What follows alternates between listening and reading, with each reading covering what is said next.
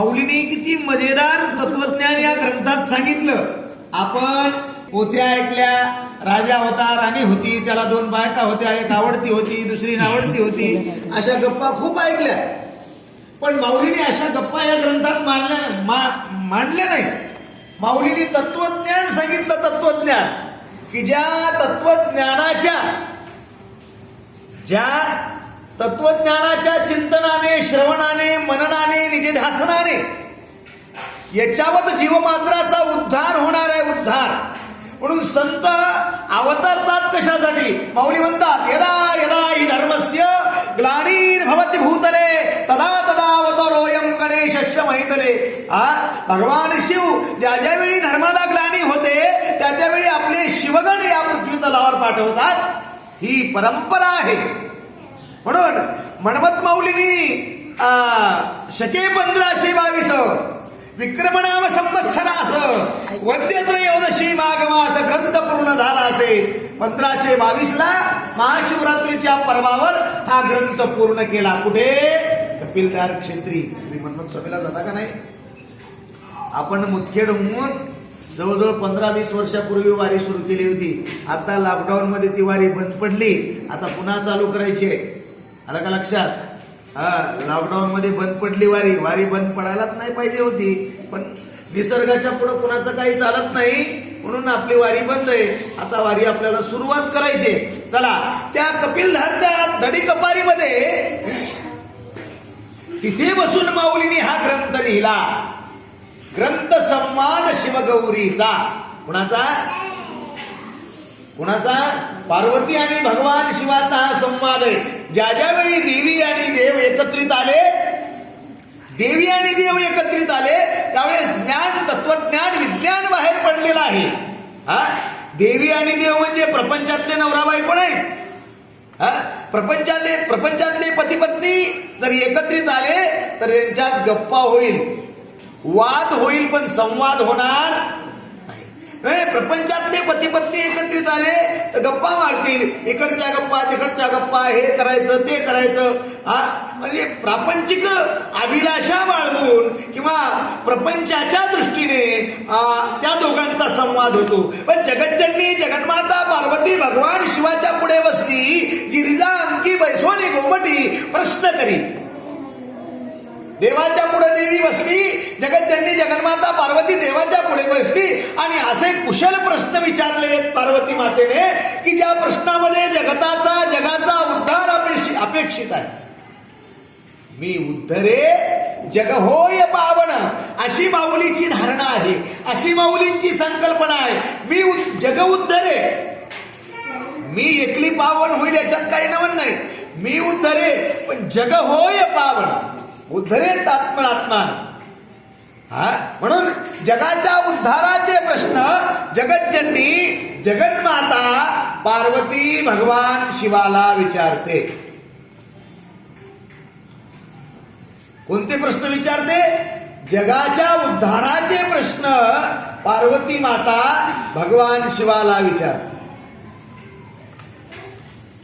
पार्वतीने या अध्यायामध्ये काय विचारलं? पार्वती विनवी देवाप्रती बंद मोक्षाची निरोपा स्थिती, बंद मोक्षाची कैशी रीती, हे निरोपावे स्वामी मज. आता या पार्वती मातेच्या प्रश्नाचं उत्तर भगवान शिव कसं देतात पहा. सर्व संकल्प विकल्प जेथ निमती, निरहंकारे सदा शांती, तद्रूप ब्रह्मची होणी असती तोची मोक्ष पै देवी. पार्वतीने बद्धमुक्ताचं स्वरूप विचारलेलं असताना भगवान शिवानी मोक्ष कशाला म्हणतात? तोची मोक्ष पै देवी. कारण माऊली उत्तर देताना काय म्हणतात? सर्व संकल्प विकल्प जेथे निमती. जिथं संकल्पही नाही आणि विकल्पही नाही.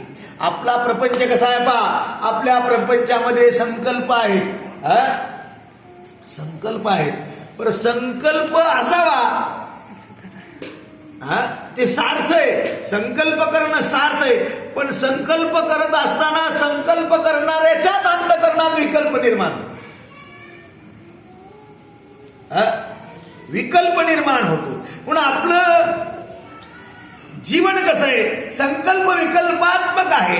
आपलं मन कसं आहे, संकल्पही करतं आणि विकल्पही करतं, एकची मन. पण माऊली म्हणतात, मनाची कारण बंधाला, मनाची कारण मोक्षाला, मन एव ही मनुष्याला कारणं बंध मोक्षे हो, मन शुद्ध्या भवे मुक्ती विपरीत संस्कृती.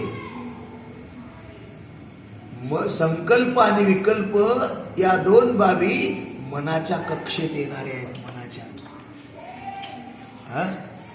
आणि माणसाचं मन एवढं चंचल आहे, एवढं चंचल आहे, एवढं चंचल आहे. मनाच्या बाबतीत,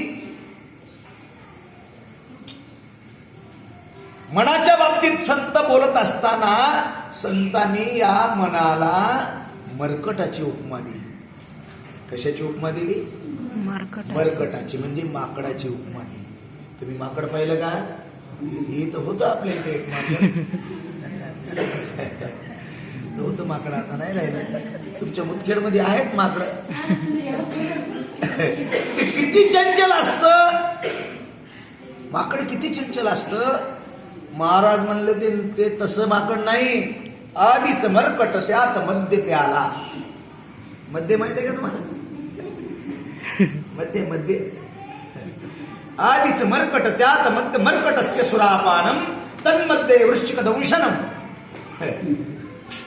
मनाला माकडाची उपमा दिली. माकड किती चंचल आहे. माकड नुसतं माकड नाही, दारू पाजलेलं माकड, त्याच्यात त्याला दारू पाजली, मद्य प्याला. किती उड्या मारेल. चंचलता वाढली का कमी झाली? पुन्हा त्या माकडाची वाढली. अगोदर चंचल माकड, त्याच्यात त्याला दारू पाजली, किती चंचल झालं? वाढली चंचलता, वाढली. पुन्हा आणखी माकड, त्याच्यात त्याला दारू पाजली, त्याच्यात त्याला इंचू चावला. तन्मध्ये वृश्चिक दंशनम. त्याच्यात त्याला विंचू चावला. किती उड्या मारेल आता? किती उड्या मारेल. अहो, त्याच्याही पेक्षा चंचल हे मन आहे. त्याच्याही पेक्षा चंचल हे मन आहे. आणि आमच्या बद्धावस्थेला आणि मुक्तावस्थेला कारण मन आहे. पहा, काही माऊल्यांनी पारायणाला बसायचा संकल्प केला, पण विकल्प निर्माण झाला. मध्येच काय अडचण आली तर खूप इच्छा होती, 5-50 बाया आणखी बसायच्या शिल्लक राहिल्या. इच्छा होती त्यांची पारायणाला बसायची, पण संकल्प केला होता, पण आणखी मध्येच विकल्प निर्माण झाला. बा होतंय का नाही, की काय होतंय की. म्हणजे संकल्प कोणा केला होता बसायचा? मनाने केला होता. पुन्हा विकल्प कोण निर्माण केला? मनाने निर्माण केला. माऊली म्हणतात, संकल्प विकल्प वाहे ज्याचे म्हण, मी करता धरून अभिमान, अशांत क्रोध लोभा पडली सदा बांधिला तो.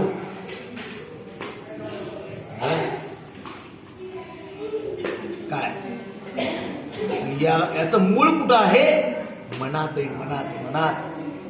म्हणून माऊलीने एका ठिकाणी सांगितलं, यया मनाचे एक निके ते केलिया कार्यासी सोपे. मनाला निर्मळ करा. माऊली म्हणतात, आमचा भगवंत कसा आहे? निर्मल आहे, शुद्ध, स्फटिक, संकाशम, शुद्ध विद्या प्रदायकम, शुद्धम पूर्ण चिदानंदम, सदाशिवमहं भजे. आमचा शिव, आमचा देव कसा आहे? शुद्ध आहे. कसा शुद्ध आहे? स्फटिकासारखा. तुम्ही स्फटिक मणी पाहिला का? स्फटिक किती स्वच्छ असतं. त्याच्यात पाहिलं तर ते पारदर्शक असतं, पलीकडची वस्तू अशी स्पष्ट स्वच्छ दिसते. शुद्ध, स्फटिक, स्फटिक. भगवान शिव कसा आहे? शुद्ध आहे, निर्मल आहे. निर्मलम शिवनामानम तम वंदे चिन्महोदधिम. भगवान शिव कसा आहे? निर्मल आहे. निर्मल शब्दाचा अर्थ कळतो का? जिथे मलच नाही. मल म्हणजे, मल कशाला म्हणतात? घाणीला, घाणीला. घाण. मल म्हणजे काय? मल म्हणजे घाण. घाण किती प्रकारची आहे महाराज? 3 प्रकारची. आनव मल, माई मल, कार्मिक मल. तीन मल आहेत माणसात, एक आईपासून आलेला, एक बापापासून आलेला आणि एक अनुवंशिकतेने परंपरेने आलेला. तीन प्रकारचे मल आहेत आणि ते पहिले आलेले तीन आणि आपण बाकी वाढवलेले. तंबाखू खाऊ खाऊ, चहा पिऊ पिऊ, बिड्या फुकू फुकू, दारू पिऊ पिऊ. घाण वाढवली का कमी केली मधली? घाण वाढवली का कमी केली? वाढवली.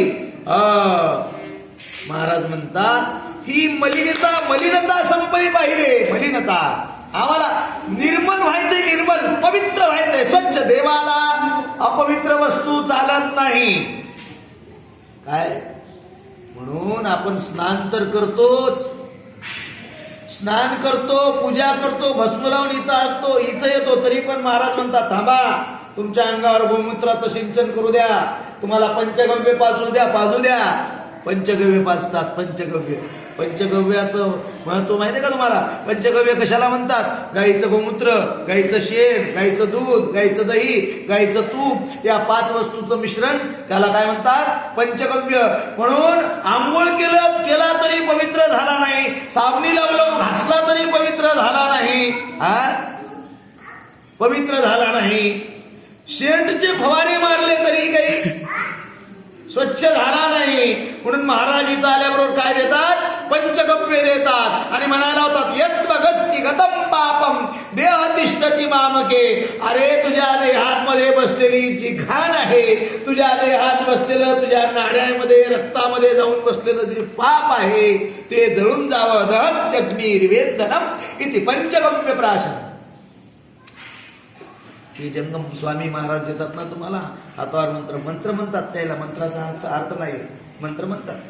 मंत्र म्हणणारे खूप आहेत. मंत्र म्हणणं म्हणजे पोपट पंचित ज्ञान आहे. तुम्हाला शिकविलं की येतं, मला येतं.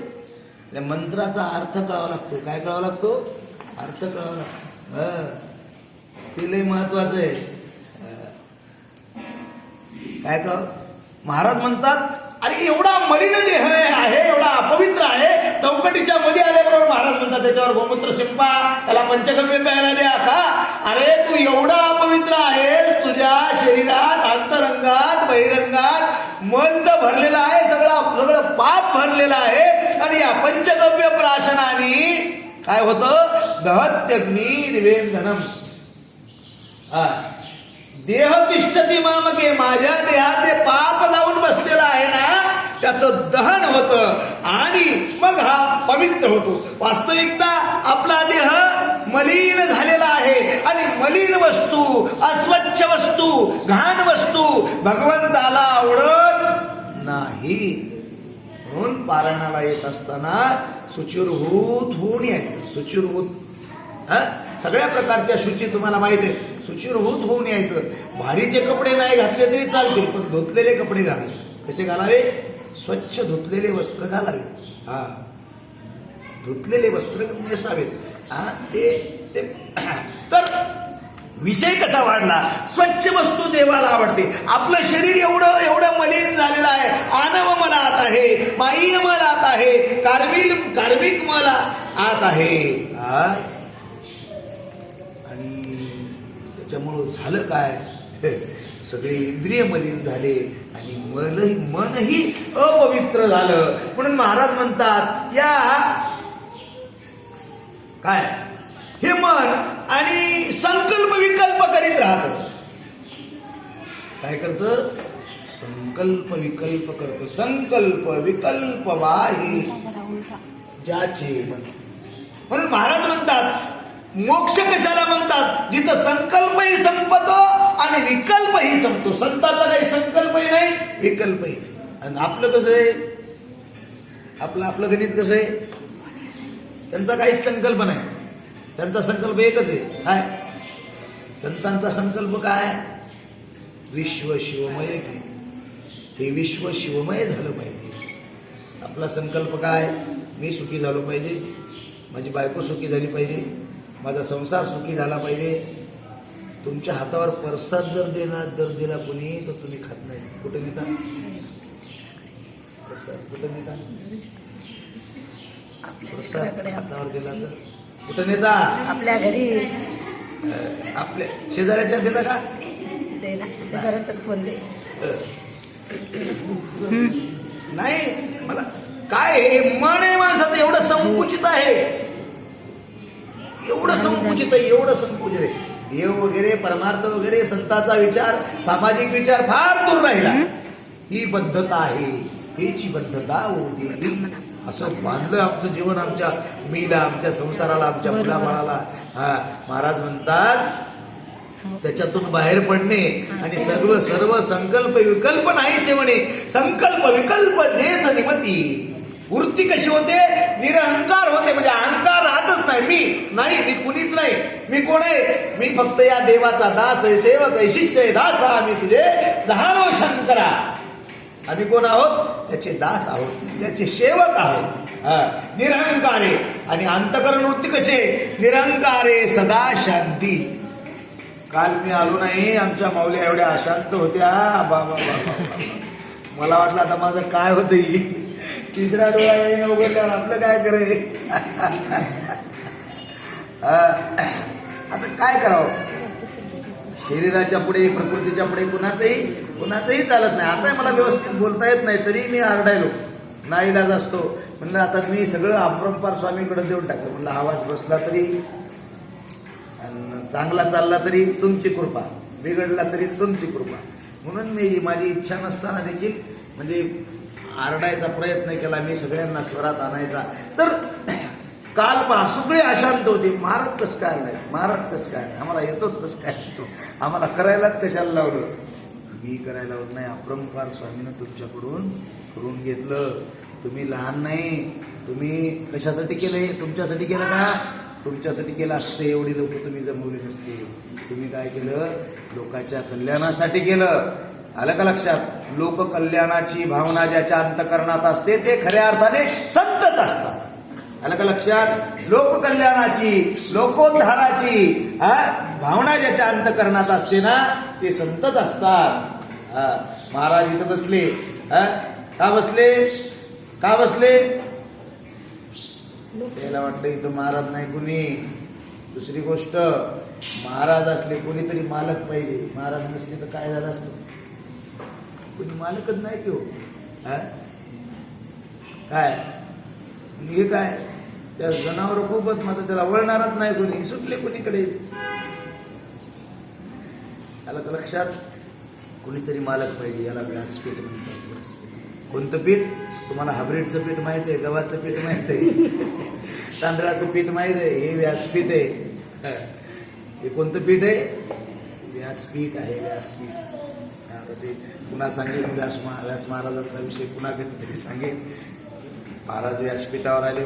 काय कमी झालं की नाही व्यवस्थित? का महाराज होते व्यवस्थित झालं. अपरंपार स्वामी आहेत, सगळं व्यवस्थित होतं. का? अहो आपला वैयक्तिक संकल्पच नाही, आपला सामाजिक संकल्प आहे. शुद्ध संकल्पाचे फळ करी ब्रह्मची केवळ. महाराज म्हणतात अहंकार निरंकार होतो आणि अंतकरणातली अशांतता निघून जाते. निरहंकारे सदा शांती. आणि मग त्याचा परिणाम काय? शांत शरीर झालं, मन शांत झालं, बुद्धी स्थिर झाली. बुद्धी स्थिर झाली, चंचल बुद्धी स्थिर झाली. मनाचे संकल्प विकल्प नाहीशी झाली. निरहंकार वृत्ती निर्माण झाली. निरंकारे सदा शांती. आणि मग त्याचा परिणाम काय? तद्रूप ब्रह्मची होणी असे. तद्रूप म्हणजे आम्ही परमात्मा रूप झालो. काल एक बाई म्हणली महाराज आमच्याकडे आमच्या सासूबाई वारल्या. आणि त्याला 6 महिने झाले त्याला जाऊन. आता आम्ही लक्ष्मीच करावं का नाही? आता त्या सासूबाईच्या जाण्याचा तुझ्या लक्ष्मीचा काय संबंध बाई? समजा लक्ष्म्या तू मांडल्या नाही तर काय लाडू पापड्या खायच्या राहतीस का तू? आपल्या लक्ष्म्या म्हणजे काय? ताट बरोबर पदार्थ पण तयार करणे. किती प्रकारचे आयटम असतात होय बाई? किती प्रकारचे आयटम असतात लक्ष्म्या? 16 प्रकार. आणि ती आंबाड्याची भाजी, फळं निवद गाईला, लाडू बाईला. नाव महालक्ष्मीचं गाव तुमचं. ती बाई म्हणली महाराज 6 महिने झाले नाही सासूबाईला जाऊन, आता लक्ष्मीचं कसं करा. म्हणलं काय झालं. आमच्या सासूबाईला मिळविलंच नाही. म्हणलं कशात मिळवी ती माहितीला. आमच्या सासूबाईला मिळविलंच नाही. कशात मिळवी ती माहिती. शिवात मिळून गेली. आधी काय राहिली शिल्लक. आपण काय म्हणतो, आपल्याकडे एक व्यक्ती गेला की आमच्या सासूबाई शिव झाले, आमचे मालक आमचे सासरे शिव झाले, फलाने राव शिव. शिव झाले म्हणजे काय झाले. देवच झाले ना. देवच झाले ना. देव शिव म्हणजे देवच आहे. सगळ्या देवाचा बाप म्हणजे महादेव. शिव झाले म्हणजे काय झाले. देव झाले. शिव झाले म्हणजे काय झाले. देव झाले. आता जे माणसं स्वतः देव झाले त्याला कुठं मिळविता तुम्ही. येडी संकल्पना. लय लोक जगात येडे बा. मिळवायचं कुठं बसवायचं. देवघरात आणून बसवायचं. एक लाकूड करतात आपलं लाकूड. भावली एक लाकूड करतात आणि देवघरात बसवतात. आलं का लक्षात. आमचे पूर्वज दुबळे नाहीत. देव झाले, शिव झाले. म्हणजे त्यांनी शिवपद आपल्या पुण्याईच्या बळावर मिळवलं. त्याला मिळवणारे आम्ही कोण. आम्ही कोण त्यांना मिळवणारे. म्हणून काहीतरी करून बसवतात आणि बसवतात. तुमच्या देवघरात किती देव आहेत खरं सांगा. किती आहेत. देवघर छोटं झालं, देव जास्त झाले. या देवाचं धक्का त्या देवाला लागतो, त्या देवाला. कधी कधी देव उड्या मारतात, जातात, आडवे पडतात. देव एवढूसा, देवघर एवढूस. तुम्हाला बंगला 2000 स्क्वेअर फुटाचा आणि देवाला घर 1 बाय 1. देवाला देवघर केवढं आणि तुमचा बंगला 2000 स्क्वेअर फूटचा. तुमचा बंगला केवढ्याचा 2000 स्क्वेअर फूटचा. आणि देवाचं घर किती. देवाचं घर केवढं 1 बाय 1 किंवा 2 बाय 2 एवढंच की. देव किती 33 कोटी. जाऊ द्या. आपली संस्कृती आपली परंपरा आहे. घर असलं की देवघर असतं, देवघर असलं की देवारा असतो, त्याच्यात देव असतात. पण त्याची मर्यादा आहे. फक्त पंचायतन पाहिजे देवपाठावर. काय पाहिजे. पंचायतनच पाहिजे. याच्या व्यतिरिक्त काही चालत नाही. बरी चला बसवा, मला सांगा, काही हरकत नाही. पूजा कोण करते. तुम्हाला अडचण आली बिचारी उपाशी 5 कोणी. मालकाला तर येत नाही तो. मालकाला तर येत नाही. तुमच्या मालकाला देवाची पूजा करायला अजिबात वेळ नाही. मी तर म्हणतो 12ने मालक लोक यांच्या गळ्यात लिंग नाही. आता अण्णावाचे लिंगायत राहिलेत बिचारे. लिंगायत म्हणून घ्यायला बरं वाटतंय, पण लिंग बांधायची लाज वाटते. लिंग बांधायची लाज वाटते. आमच्या मुस्लिम बांधवाकडे पहा, कुठेही नमाजची वेळ झाली की रस्त्यात उपरणं आतरून कानात बोट घालून सुरू करतात. आमच्या याची अक्कल कुठे गेली. आमच्या याची अक्कल कुठे गेली. आमच्यामध्ये हिंदू समाजाला एक शाप आहे पहा. या हिंदूमध्ये नास्तिक लोकांची संख्या एवढी झाली. तुम्ही जर देवदेव करू लागले, तुम्हाला म्हणतात देव पाहिला का तुम्ही. देव पाहिला का. तुम्ही म्हणता नाही बाबा. पण पाहिला नाही तर मग देव आहे का. देव आहे का. आहे तर दाखवा. असे आमच्यातलेच आहेत. हे रावणाचे वंशज म्हणावं लागेल. तर मला हे म्हणायचं आहे की आमचे पूर्वज शिव झाले, देव झाले, ते वेगळे राहिले. आणि लईत लई तुम्हाला काही वाटत असेल तर त्यांच्या नावाने पुण्यतिथी करा. पुण्यतिथी वर्षाला गेलेल्या तिथीला.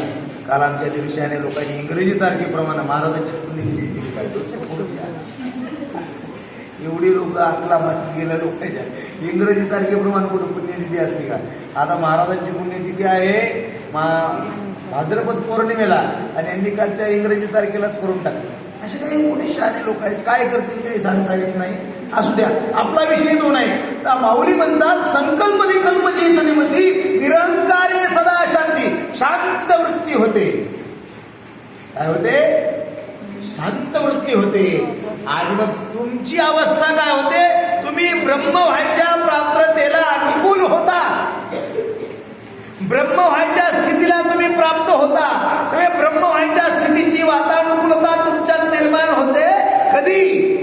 संकल्प विकल्प जेत निवती निरंकारे सदा शांती तद्रूप ब्रह्मची होणी शांती तद्रूप ब्रह्मची होणी असती तोची मोक्ष पैदे काय म्हणतात भगवान शिव. त्यालाच मोक्ष म्हणतात, त्यालाच मुक्ती म्हणतात. आणि सुंदर अशा प्रकारचा विचार या 4थ्या अध्यायात माऊलींनी मांडलेला आहे. ते म्हणतात मी परब्रह्म निश्चयसी नास्ति देखे भेदासी आपणा विन न देखे गौणाशी तोची मोक्ष जाणावा. मीच ब्रह्म आहे. मी कोण आहे? मी फलाना राव विस्तारा राव नाही. मला उपाधीच नाही. मी निरुपाधिक आहे. मी कोण आहे? मी ब्रह्म आहे. म्हणून मनमत माऊलींनी परमरहस्य ग्रंथ लिहिला. आपण असे अनेक ग्रंथ मनमत माऊलींनी लिहिले. आणि माऊलीच्या ग्रंथमालेमध्ये एक असा ग्रंथ आहे स्वतंत्र विचाराचा माऊलीच्या तत्वज्ञानाचा ग्रंथ. माऊलींनी आध्यात्मिक क्षेत्रात एक वेगळ्या प्रकारची क्रांती निर्माण करून वेदाच्या 4 महावाक्याला शह देत माऊलींनी त्या वाक्याला बाजूला ठेवून स्वतंत्र वाक्य किंवा स्वतंत्र सिद्धांत निर्माण करण्याचं काम करत असताना सांगितलं की मी कोण आहे? मी ब्रह्म नाही. त्या ब्रह्मा वाचून माझे काही खोळंबले नसे. माझा मीच कोण जाणतो नसे. मज कासया ब्रह्म हवे. म्हणून माऊलीने स्वतंत्र सिद्धांत निर्माण केला. आणि ते म्हणतात अथापो न ब्रह्म जिज्ञासा अथापो आत्मजिज्ञासा. मला माझ्या आत्म्याचं स्वरूप कळालं पाहिजे. मला माझ्या आत्म्याचं स्वरूप जर कळालं तर परमात्मा कळेल. आणि माझं तादात्म्य परमात्म्याशी आहे. माझं तादात्म्य देवाशी आहे. माझं तादात्म्य भगवंताशी आहे. हे जे मला दिसतं ना, हे जे दृग्गोचर होतं ना, हे जग, हे विश्व, हे माई आहे. हे आज आहे आणि उद्या नाही. त्याचं अस्तित्व कालबाह्य आहे. खरं सांगा, मी आज आहे उद्या राहील का? राहील का? महाराज आज आहेत उद्या राहतील का? तुम्ही आज आहेत उद्या राहतील का? नाही. नाही. देहाचा भरवसा कोण दिवस येईल. आपण आज आहोत उद्या नाही. पण परमात्मा परंपार स्वामी असे कित्येक आलेन गेले. महाराज जशाला तसे सगळ्यांचं बघायले. कोण कोण काय काय करायले बघायले. सगळ्याकडे नजर द्यायची. कोणी समजू नाही की ते यांना दिसत नाही म्हणून. अहो त्याला तर पुष्प त्या पुरुषोक्तामध्ये श्लोक आलेला आहे. त्याला तर 1000 डोळे, सहस्राक्ष, सहस्रपाद, 1000 डोळे, 1000. आमच्या 2 डोळ्याला किती दिसत? ते बी बाद झाले. चष्मा आलाय. चष्म्यावर भागणं आता त्याला कापायची वेळ आली ऑपरेशनची. तरी दिसना. 1000 डोळे आहेत त्याला. तो पाहतो किती आले आणि गेले. ते मात्र तसेच आहे. फुलाल चक्रा खारील कुंडा असे आढळ. कुंभाराचं चाक पाहिलं का तुम्ही? कुंभाराचं चाक फिरतंय. कशावर फिरतंय? खुंट्यावर फिरतंय. खुंट्यावर. किती हजारो मडके तयार करून देते. कोण करते? चाक करते का कुंभार करते? कुंभार. ते खाली खुंटा असते बा. ते खुंटा चाकाला फिरविते. मग त्याच्यावर घट होता. मग झाला माठ, मग झाला रांजण, मग झालं वारलं, मग झालं गाडगं, मग झालं मडकं, मग झाली सुरई. हे कशावर? एवढ्या खुंट्यावर. कुलाल चक्रा खारील खुंटा असे आढळ. मात्र ते त्या चाकाला फिरवित आहे. मात्र ते हलतंय का? ते आढळत राहते. ते काय हलत नाही, डुलत नाही. कुलाल चक्रा खारील खुंटा असे आढळ. तसे आढळे सगळ्याकडे पाहिले. ते जात नाही, देत नाहीत. आम्ही मात्र कालबाह्य होणार आहोत. आज आहोत उद्या नाही. क्षणभर देहाचा भरवसा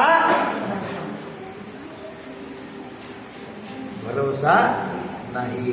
म्हणून महाराज म्हणतात काय? साधना करा. आत्मविस्मृतीच्या गर्तेत सापडलेल्या या जीवाला मनमत माऊलींनी आत्मजिज्ञासा शिकवली. अरे हा देह आहे ना, आज आहे उद्या नाही. पण जे अंतरात्मतत्व आहे ना. मला एक परवा पत्रिका आली, लग्नाची पत्रिका आली. फोन आला. महाराज नमस्कार. म्हणलं नमस्कार. कुठे आहेत? म्हणलं घरीच. लॉकडाऊन आहे, आता कुठं जाऊ? म्हणले आपल्या देहाच्या मुलीचं लग्न आहे. काय म्हणलं त्याला? देहाच्या मुलीचं लग्न आहे. त्याला या कार्यालयात दुपारी 2 वाजता लग्नाला या. पहा, माणसं ग्रंथ वाचू लागली की कसे सुज्ञ होता. का मुलगी कुणाची? देहाची. माझी नाही. मी कोण आहे? मी कोण आहे? मी परब्रह्म माणस. इथं माऊलीने तो मी परब्रह्म निश्चयशी नास्ति देखे भेदास. मी कोण आहे? परब्रह्म आहे. मी परमात्मा आहे. माझं तादात्म्य या जगाशी, या कुटुंबाशी, या व्यवहाराशी काही काळापुरतंय. काही काळापुरते. काही लोक तर 50 वर्ष झाली की घर सोडून देतात. काय त्याने सांगितलं? शास्त्र आहे ना. 25 वर्षापर्यंत ब्रह्मचर्य आश्रम, 50 वर्षापर्यंत ग्रस्त आणि 50 वर्ष झाल्याबरोबर वानप्रस्थ सुरू होतो. म्हणे गमयसी तो घरात राहायचा अधिकार नाही. शास्त्र जर आम्ही अंगीकारलं, शास्त्र जर आम्ही स्वीकारलं तर आम्हाला धन्य व्हायला वेळच लागणार नाही. आम्ही शास्त्र ठेवतो बाजूला. आम्ही शास्त्र ठेवतो बाजूला. प्रत्येक ठिकाणी असतं. मुस्लिम लोक 100 रुपये कमविले 10 रुपये बाजूला काढून ठेवतात. कशाचे? धर्माच्या नावाचे 10% हिस्सा. आणि आम्ही म्हणतो फलाण्याने किती पट्टी दिली सत्याला, फलाण्याने किती दिली. माणूस असते कोट्याधीश. आमच्यापासून एक अब्जाधीश माणूस आहे. अब्जाधीश. आणि मग हमाली करणारे हमाला सत्याला 500-1000 रुपये पट्टी देतात. आणि त्याच्याकडे मोठे आशेने जातात. म्हणजे आपले न्या 5 किलो गहू. काय नाही 5 किलो गहू, ते बी मोदी साहेबाचे फुकटचे. ते काय म्हणते न्या 5 किलो. ते म्हणतात आमच्या इथे काही पंगत नाही. पंक्तीवाल्यानं पंगत घेतली, प्रसादवाल्यानं प्रसाद घेतला. तू हे 5 किलो गहू कोणाला द्या? मोठमोठ वाटा सगळ्याला. 10% आपल्या व्यवहारात धर्माचा हिस्सा आहे. लोक कुठे विचित्र. या गुंतले, या विषयात गुंतले, या धनात गुंतले, या लोभात गुंतले, या मोहात गुंतले. महाराज म्हणतात मी परब्रह्म निश्चयशी नास्ति देखे भेदास. मी परब्रह्म आहे. मी परमात्मा आहे. आणि काही काळापुरता या देहाशी माझा संबंध आहे. काही काळापुरता या देहाशी माझं तादात्म्य आहे. देह साधनेपुरता आहे. आणि देह साधनेच्या द्वारा मला इच्छित वस्तू साध्य करणं झाली. ती वस्तू मला भेटली. माझा आणि देहाचा काही संबंध उरला काहीच उरला नाही.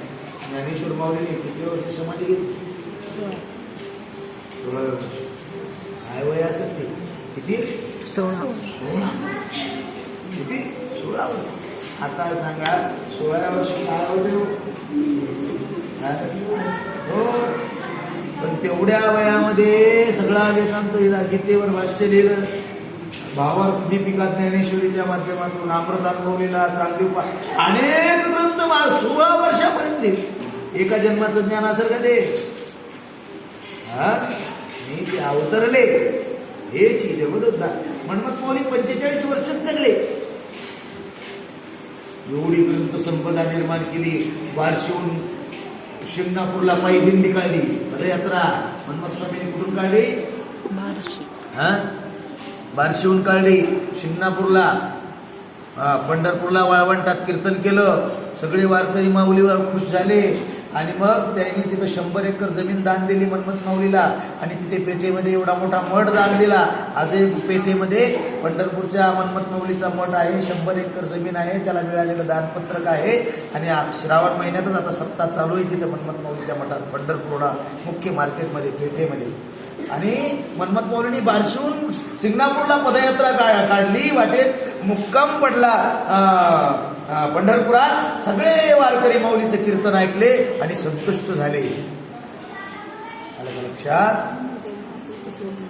तर हे सगळं महाराजांनी एवढा खटाटोप 40-45 वर्षात केला. म्हणून लक्षात ठेवा, माऊलींचं वाङ्मय आपल्या आत्मउद्धारासाठी आहे. हा ग्रंथ घरी नेऊन पोथी कपड्यात बांधून हळद कुंकू वाहून त्याला पोइझन टाकू नका. रोज वाचा ग्रंथ. रोज हा ग्रंथ ईश्वरमुखीचा ग्रंथ तो ईश्वरमुखीचा, ईश्वर तोची नागेशाचा, भिन्न वेद म्हणता वाचा.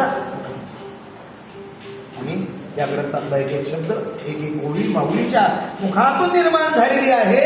आणि मोठं व्यापक सर्व स्वरूपाचं तत्वज्ञान या प्रकरणात महाराजांनी सांगितलं. 4थ्या अध्यायात संकल्प निकल्प जे निमती निरंकार आहे सदा शांती तद्रूप ब्रह्मच होऊनी असती ते तोच मोक्ष, ते मोक्षाचं स्वरूप सांगितलेलं. आणि मग काय पुढे काय सांगतात, मी परब्रह्म निश्चय. मी कोण आहे? मी फलाना राव, दिसताना राव, भूषण महाराज, ईश्वर महाराज वगैरे असं नाही. मी कोण आहे? मी परब्रह्म आहे, परमात्मा आहे बोलता. हे या देहाला नाव आहे. देहाला नाव कधी ठेवतात? देहाला नाव आपल्याकडे 12व्या दिवशी नाव ठेवतात. तुम्हाला माहिती आहे नाव कधी ठेवतात? त्या 12 दिवसाच्या अगोदर याला काय नाव होतं?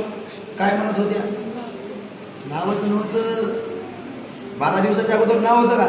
नावच नव्हतं. काय होतं? काहीच नव्हतं. 12 दिवसाच्या अगोदरची अवस्था पहा. काय? काहीच नाही. काय नाव नव्हतं म्हणून नाव आलं नव्हतं. आणि आपल्याला नावाचा किती अहंकार आहे. ते नाहीच नव्हतंच ना, पण ते आलं का लक्षात? महाराज म्हणतात मी कोण आहे? मी कोणीच नाही, मी परब्रह्म आहे. मी परब्रह्म निश्चयेशी, मी परब्रह्म निश्चयेशी नास्ती देखे भेदासी आपणा विना न देखे कोणाशी तोची मोक्ष दे. आहे मी परब्रह्म असल्यामुळं मी माझ्यात रमलो पाहिजे. मी माझ्यात रमलो पाहिजे, तोची मोक्ष देवी. असा व्यापक स्वरूपाचा विचार माऊलीने या अभंगाच्या माध्यमातून प्रगट केला. आणि तो खऱ्या आपल्यासाठी स्वीकार्य आहे.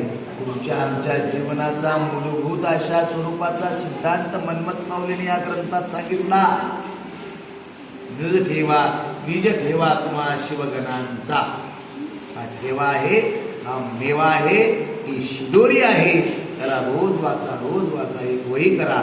ज्या शब्दाचा अर्थ कळाला नाही तो शब्द लिहून ठेवा. ज्या शब्दाचा अर्थ कळाला नाही तो शब्द लिहून ठेवा. जिथं जिथं अडचण येते ते तिथं टिक मार करा.